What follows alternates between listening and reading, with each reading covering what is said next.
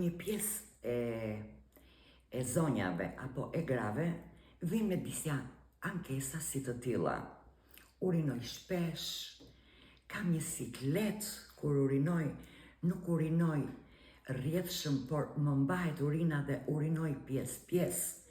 Sikundër ka dhe disa gra të cilat thonë që kur unë lahem, se shprek një top nga poshtë. Atëherë, unë desha t'ju saktësoj diçka.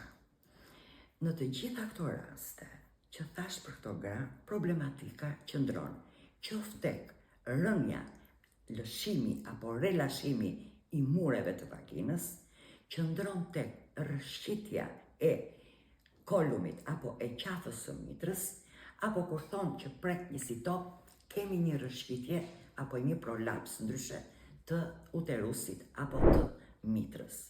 Sikundër, kemi raste që krahas rrëshqitjeve të mureve të vaginës mund të kemi dhe të vezikës apo të shikësës së urinës, që ndryshe quhen dhe cistorektocela. Në të gjitha këto raste që shkaqet kryesore, ka disa në fakt, por për më së shumti, është puna që ke bërë gjatë jetës. Pra, puna fizike, peshat e rënda, është vetë pesha trupore. Lindjet, sa mënyra e lindjes, sa e vështirë ka qenë lindja dhe pesha e bebit. Pra, sa të madh e ke bërë në pesh atë beb.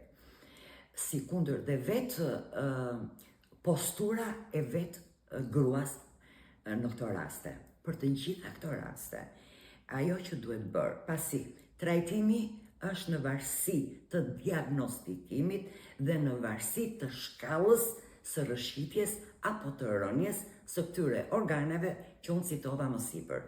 Prandaj në të gjitha këto raste, unë do t'ju lutesha këtyre zonjave që të shkojnë menjëherë për të konsultuar tek mjeku specialist. Pasi sot, në fazat e hershme të këtyre diagnozave që unë citova më sipër, nuk përfundojnë as në për operacione, por ka terapira të ndryshme sot që funksionojnë 100% shumë mirë dhe gratë të ndihen rehat. Faleminderit.